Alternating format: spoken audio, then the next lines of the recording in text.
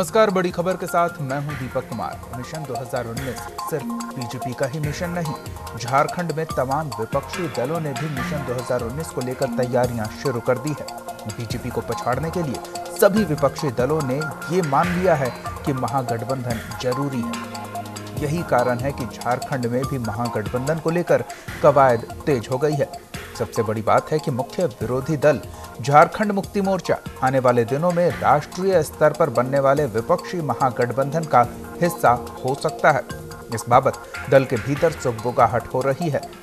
हालांकि राज्य की वर्तमान राजनीतिक परिस्थिति इस संबंध में अंतिम फैसला लेने में मददगार होगी। विपक्षी दलों की बैठकें इस बात का इशारा कर रही है कि कहीं न कहीं कुछ न कुछ दाल जरूर पक रही है।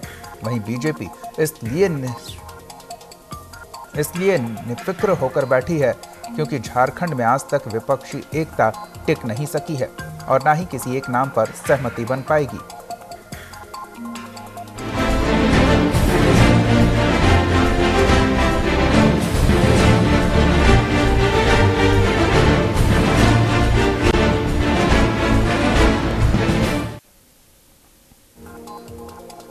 झारखंड में रघुवर सरकार के खिलाफ लगातार विपक्षी एकजुट होते दिख रहे हैं और मिशन 2019 की तैयारी में बीजेपी के साथ साथ विपक्ष भी जुट गया है।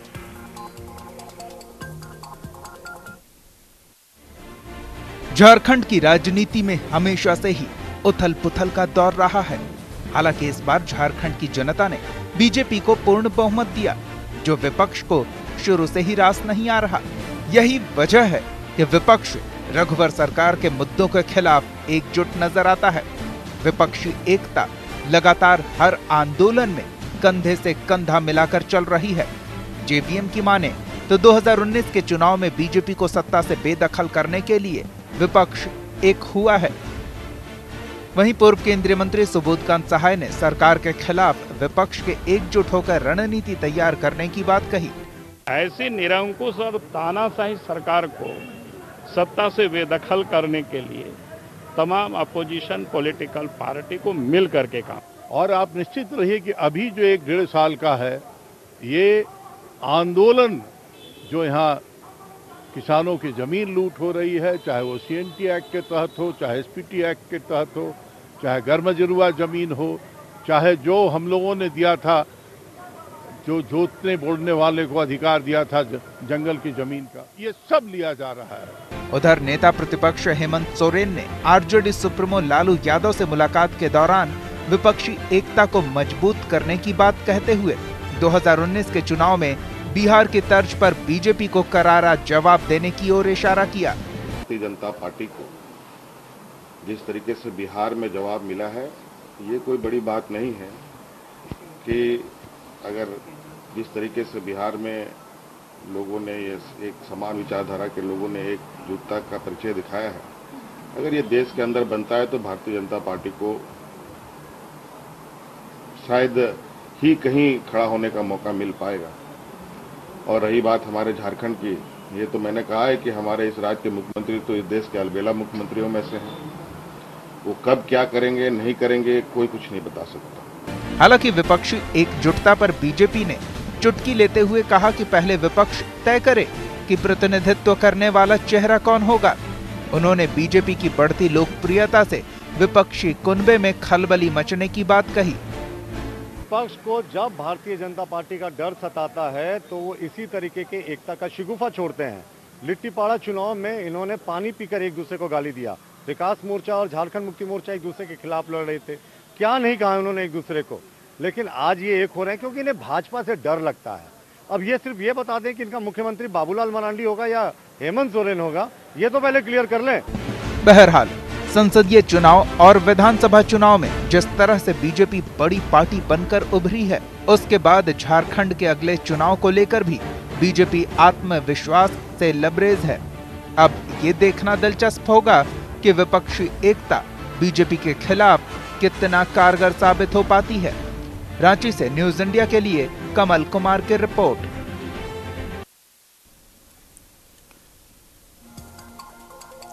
हमारे संवाददाता कमल हमारे साथ फोन लाइन पे जुड़े हुए हैं। कमल, विपक्षी एकजुटता की कवायद तब से चल रही है जब से बीजेपी को पूर्ण बहुमत मिली और उसने सरकार का गठन किया, लेकिन इस दिशा में बातें तो कई होती हैं, कोई एक कदम आगे बढ़ता नहीं दिख रहा। बिल्कुल दीपक, लगातार विपक्षी एकता की बातें होती रही है। इससे पहले भी जब चुनाव हुए थे उस समय भी विपक्षी एकता को लेकर के कवायद शुरू हुई थी, लेकिन बात नहीं बन पाई थी। अब इस बार देखना यह है कि इस बार जिस तरह से विपक्षी जितनी भी पार्टियां हैं सभी एक मंच पर आकर ये दावा कर रही हैं कि आने वाले चुनाव में वो एक होंगे और बीजेपी को सत्ता से हटाएंगे। कहीं ना कहीं इसको लेकर के कवायद चल रही है कि विपक्षी एकता मजबूत हो, लेकिन अब देखना यह है कि आगे क्या कुछ होता है। हालांकि अभी तक जितने भी विपक्षी पार्टियां हैं उन्होंने सबने अभी तक हामी भरी है कि विपक्ष जो है एकजुट होगा। जिस तरह से बिहार में बीजेपी की सरकार को नहीं आने दिया गया, उस आधार पर झारखंड में भी अगले चुनाव में इसको लेकिन ये पूरी प्रक्रिया कब आगे बढ़ेगी, कब आधिकारिक तौर पर दल कह सकेंगे कि हम उनके साथ हैं और अब एक साथ ही आगे बीजेपी को रोकने की मोर्चाबंदी होगी? हमारे साथ जेवीएम के केंद्रीय सचिव सरोज सिंह जुड़े हुए हैं। सरोज जी, स्वागत है आपका न्यूज इंडिया पर। धन्यवाद। सरोज जी, बातें तो काफी होती है एकजुटता की, विपक्षी एकता की, लेकिन इस दिशा में कोई पहल नहीं होती दिख रही। नहीं, पहल हो रही है जब सब लोग बोल रहे हैं। आज हेमंत जी का भी बयान आया है कि हमें बाबूलाल जी से परहेज नहीं है साथ चलने में। बाबूलाल जी ने भी कई मौके पर कहा है कि हमको झारखंड मुक्ति मोर्चा के साथ चलने में कोई परहेज नहीं है, किसी भी दल से परहेज नहीं है, हम लोग सब मिलकर लड़ना चाहते हैं। तो सारे लोग बोल रहे हैं तो पहल ही है। तब राजनीतिक परिस्थितियां होती है तो समय आएगा, समय सब ठीक करा देता है। समय जब आएगा तो सब ठीक हो जाएगा समय से। और सब लोग तो बोल ही रहे हैं, तो पहल ही है। चुनाव अभी 2019 में है, तो 2019 में चुनाव है तो सारे लोग बोल रहे हैं, तो अभी पहल ही इसको माना जाएगा। और भाजपा जिस तरह से कह सकते हैं कि देश में जिस तरह इमरजेंसी घोषित की हो, और झारखंड के तो हालात इतने खराब है कि को जो आंदोलन कर रहा है उससे गोलियां चल रही हैं, उसको जेल डाला जा रहा है, बिना मतलब का केस किया जा रहा है। तो ये डीएसपी केस करता है कि मेरा गर्दन दबा रहे विधायक, मैं पहले कर। जी चलिए आते हैं सरोज जी आपके पास। हमारे साथ जेएमएम के केंद्रीय महासचिव विनोद पांडे जी जुड़े हुए हैं, साथ ही बीजेपी प्रवक्ता प्रतुल नाथ शाहदेव जी जुड़े हुए हैं। विनोद जी, क्या एकजुटता की ओर झारखंड के सभी विपक्षी दल बढ़ रहे हैं? नहीं, एकजुट तो आदमी शुरू से है। अब इसमें सबसे बड़ी बात है कि नहीं, सिर्फ विपक्षी खेमे में सभी दल हैं, इस वजह से सभी एकजुट हैं, या फिर आपसी तालमेल भी बन रहा है? नहीं, जो परिस्थितियां बनी है देश में और इस राज्य में, उस परिस्थितियों को देखते हुए सारे लोग अभी एक मंच पर एक साथ आने के लिए तैयार हैं। और पिछले दिनों आपने देखा होगा दिल्ली में जो बैठक हुई, 17 दलों के प्रतिनिधि और नेता वहां पर उपस्थित थे जी। और पार्टी की तरफ से हमारे कार्यकारी अध्यक्ष हेमंत सोरेन जी भी वहां उपस्थित थे।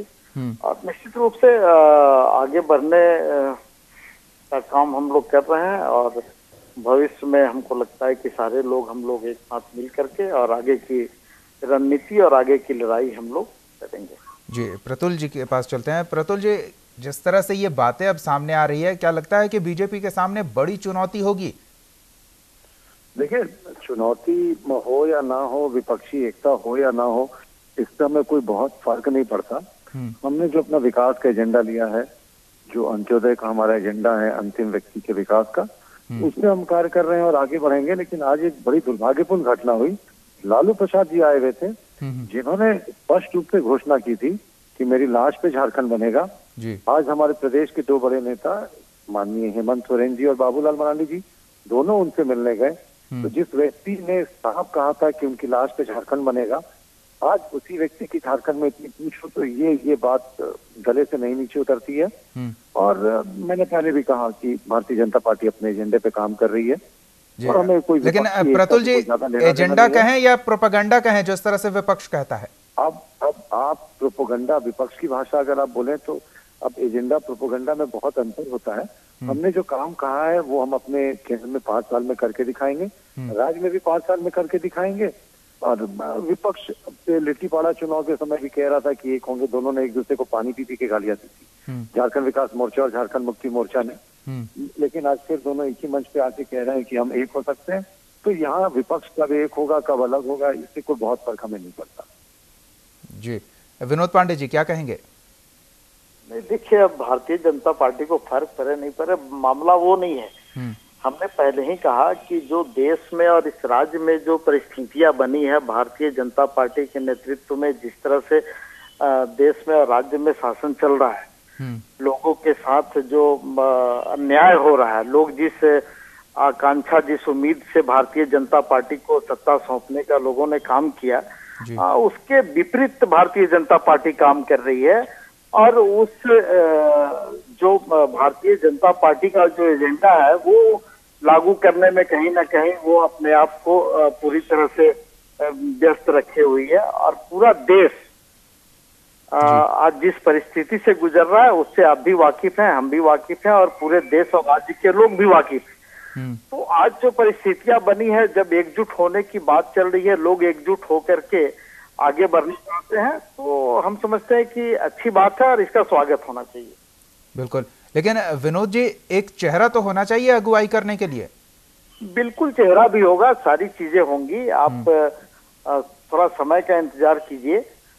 भारतीय जनता पार्टी भी हमको लगता है कि दर्जनों पार्टियों के सहयोग से आज केंद्र में शासन कर रही है।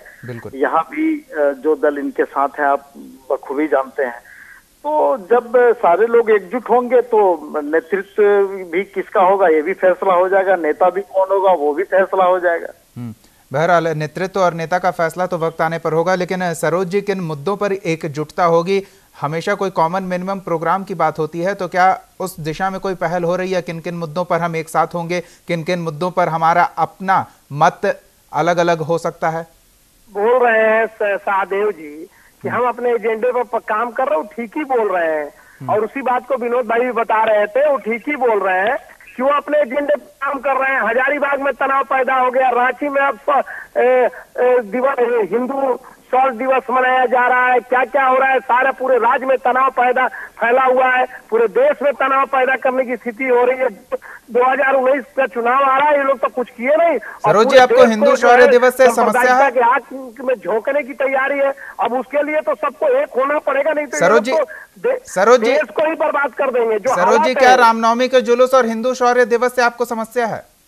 नहीं, हमको समस्या नहीं है, लेकिन आप बताइए ना, कहाँ तनाव नहीं हुआ? डोरंडा में ये बैठ के बात कर रहे हैं लोग, भाजपा के लोग, जो डोरंडा में पिछले दिनों तनाव पैदा हुआ, और जब कमेटी बनी, इनके सरकार में कमेटी बनी जांच की, और जांच कमेटी ने जो रिपोर्ट दिया उसमें किन लोगों का नाम है? ये लोग जो बताए, इनके अनुषंगिक संगठनों के नेता का नाम है तनाव पैदा करने में। उन पर क्या कार्रवाई हुई? ये लोग क्या कर रहे हैं? इस वजह से देश में तो क्या इस वजह से विपक्ष एकजुट हो रहा है जी? तो क्या बस इसी मुद्दे पर विपक्ष एकजुट होगा? नहीं, कई मुद्दे हैं। इसके अलावा सीएनटी, एसपीटी, स्थानीय नीति, आरक्षण, कई इशू है। ये सब इशू पहले हैं, तो सब लोग मिल करके पहले भारतीय जनता पार्टी को, झारखंड से हम लोग, आज हेमंत जी का भी बयान आया है कि पहले हमको इनको बाहर करेंगे हम लोग, और आप चिंता नहीं करिए नेता का, जब समय आएगा ठीक कर रहे विनोद जी, सब तय हो जाएगा। नहीं, हमें क्यों चिंता होगी? नेता कौन होगा वो तो आप लोग खुद उस पर मंथन करें। प्रतुल जी, बोरिया बिस्तर समेट लें। सरोज जी आदतन तेज बोलते हैं, आदतन आवेश में रहते हैं, इसलिए मैं इनकी बातों का बुरा नहीं मानता। लेकिन मुझे इस बात पे गहरी आपत्ति है कि शौर्य दिवस मनाने पे इनको आपत्ति है। उन्होंने कहा उस पर आपत्ति नहीं है, उसकी वजह से जो माहौल बनाया जा रहा है बीजेपी के द्वारा, उससे आपत्ति है। माहौल, आप मुझे बोलने दें जी, मेरी बात मैंने तो कभी नहीं टोका। शौर्य दिवस पे अगर इनको आपत्ति हो रही है कि माहौल खराब कर रहे हैं, साहब ये तो आप गजब की बात कर रहे हैं। आपको शौर्य दिवस पर आपत्ति होती है? दूसरे धर्म के लोग जब जुलूस निकालते हैं तो आप लोग सब वहाँ पे शमियाना लगा के स्वागत करते हैं और शौर्य दिवस का विरोध करते हैं।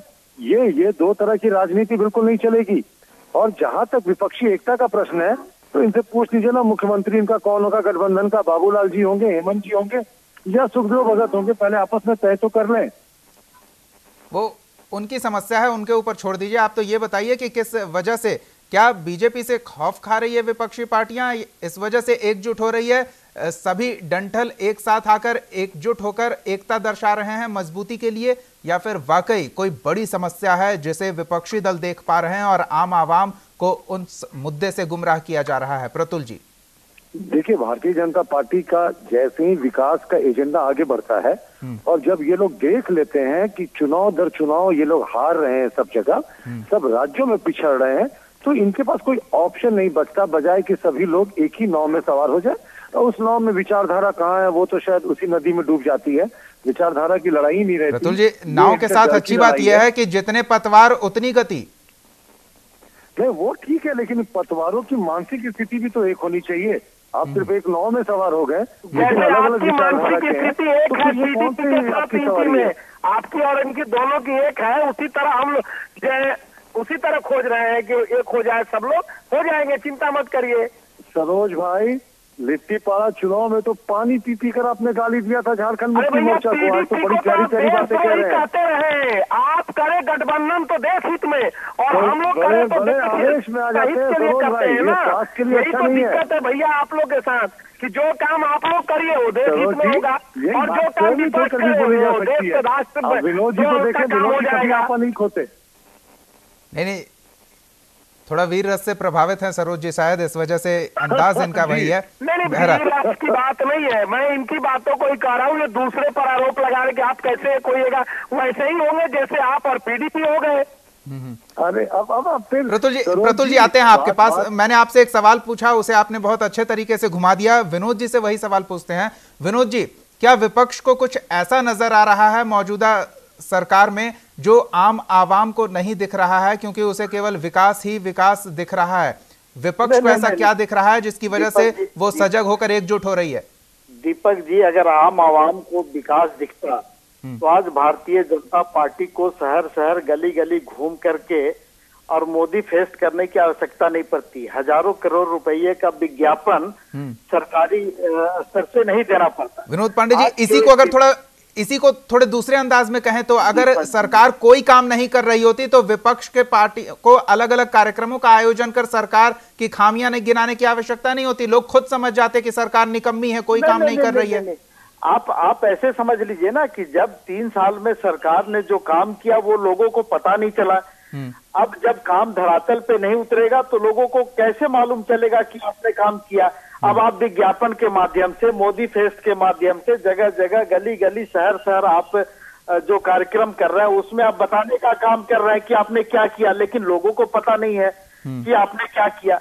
मैं आपको एक बात बता दूं कि भारतीय जनता पार्टी जिस तरह से पूरे देश में गौ रक्षा के नाम पर सामाजिक समरसता को खराब कर रही है, ये बहुत दुर्भाग्यपूर्ण बात है। और ये मामले झारखंड में भी बहुत तेजी से उभरे हैं, और ये स्थिति अगर बनी रही तो हमको लगता है कि सारे लोग भारतीय जनता पार्टी का जो एजेंडा है, जो हिडन एजेंडा है, उसको बखूबी लोग समझ रहे हैं और इसका जवाब आने वाले समय में देंगे, आप निश्चिंत रहें। जी विनोद पांडे जी, केवल गौरक्षा? नहीं, सिर्फ गौरक्षा नहीं, हमने तो आपको एक ऐसे उदाहरण दिया कि किस तरह से भारतीय जनता पार्टी सामाजिक समरसता को खराब कर रही है। गौरक्षा के नाम पर कभी आप अलग अलग इशू इनका आता है और बिल्कुल हिडन एजेंडे पर भारतीय जनता पार्टी काम कर रही है। चलिए सरोज जी, बाबूलाल मरांडी कभी बीजेपी के मुख्यमंत्री हुआ करते थे, अब बीजेपी से नहीं है, उनका अपना दल है, दल के प्रमुख हैं वो, और अब वो दूसरे दलों को भी अपने साथ लाने की कवायद कर रहे हैं। ऐसा क्या कुछ बदल गया है सोच में पार्टी के, और जो हालात राज्य के हैं उनमें क्या बदलाव महसूस किया जा रहा है? नहीं, देखिए, जिस दिन बाबूलाल जी ने पार्टी छोड़ा था वो कुछ इशू पर, कुछ हमारे इशू से जिससे वो छोड़े थे, आज भी वो इशू जिंदा है। और उन्होंने कहा है कि हम जहाँ से आए हैं, जिस दल से आए हैं, हम वहाँ की अच्छाइयाँ बुराइयाँ वहीं छोड़ के आए हैं, और हमारा जो इशू है जो उस समय उठाए थे आज भी जिंदा है। हम झारखंड और झारखंड के हित के लिए, झारखंडियों के हित के लिए लड़ाई लड़ रहे हैं। बिल्कुल। अब एक और सवाल सरोज जी, बीच में ही सवाल मैं इसलिए पूछना चाहता हूं क्योंकि बाबूलाल मरांडी ने हेमंत सोरेन का भी जमकर विरोध किया था जब उनकी पार्टी गठबंधन के साथ सरकार में थी। बाबूलाल मरांडी ने उस वक्त भी विरोध किया था। तो जब बीजेपी से मत भिन्नता बरकरार है तो फिर जेएमएम से मत भिन्नता क्यों नहीं बरकरार है? ये एकजुटता क्यों? कुछ अलग अलग पॉलिटिकल पार्टियों की अलग अलग इशू होते हैं, तो कुछ हमारे विचारधारा में भिन्नता रही है, वो होगी, लेकिन सवाल है कि कुछ विचारधारा, लेकिन आज हमारा जो विचारधारा है और उनका जो विचारधारा है, दोनों एक ही जगह आकर रुकता है, दोनों सेम है। बीजेपी को हराना है, बीजेपी को हटाना है। चलिए, उस समय उनके साथ हमारा कुछ इशू को लेकर के नहीं मिलता होगा विचारधारा, इसको हम स्वीकार करते हैं, इसमें कहाँ दिक्कत है। यानी कि कोई कॉमन मिनिमम प्रोग्राम नहीं, एक फिक्स टारगेट, बस बीजेपी को रोकना है।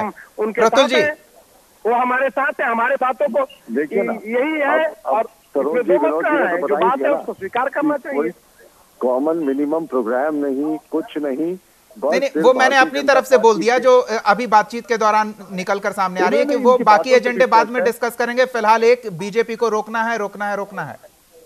अरे रोकने के, इनको सपने देखने का, ये बीजेपी का विजय रथ जो है वो विकास के एजेंडे पे है, हमें चुनाव की चिंता नहीं है। और जहां तक ये कह रहे हैं कि हमारी सरकार सामाजिक समरसता भंग कर रही है, तो सामाजिक समरसता तो भंग बाबूलाल ने की थी डोमिसाइल की आग लगाकर इस राज्य में सबसे पहले। और मैं फिर से कहना चाहूंगा कि विपक्ष के मंसूबे कामयाब नहीं होंगे। हम डेवलपमेंट के जो एजेंडे पे चल रहे हैं हम चलते रहेंगे, और 2019 में हाथ कंगन को आरती क्या साहब, अगर जनता को लगता है कि हमने सही कार्य नहीं किया तो हमें उतार देगी। तो इसलिए इन्हें अति उत्साहित होने की जरूरत नहीं। लेकिन मैं फिर से कह रहा हूँ, सिर्फ जनता को धोखा देने के लिए कोई एजेंडा आपके पास नहीं है, कोई कॉमन मिनिमम प्रोग्राम नहीं, कोई सोच नहीं। तो आप एक साथ आ रहे हैं फिर से, तो आपका कब ये बिखर जाएगा। अभी तो बातचीत शुरू हो रही है, अभी लंबा सफर तय करना है विपक्षी दलों को एकजुट होने के लिए, वो तो आने वाला वक्त बताएगा। लेकिन प्रतुल जी, आपने कहा विजय रथ को कोई नहीं रोक सकता है। पड़ोस में देखिए, लालू प्रसाद यादव, नीतीश कुमार और अशोक चौधरी ने मिलकर रोका, और अब लालू प्रसाद यादव झारखंड में आके एकजुटता, वही एकजुटता जिसके जरिए बिहार में विजय रथ को रोका गया बीजेपी का, वो अब झारखंड में तैयार करने की कवायद कर रहे हैं। तो फिर कैसे उम्मीद की जाए कि एक बार सफल होने के बाद दोबारा सफल नहीं होंगे लालू यादव?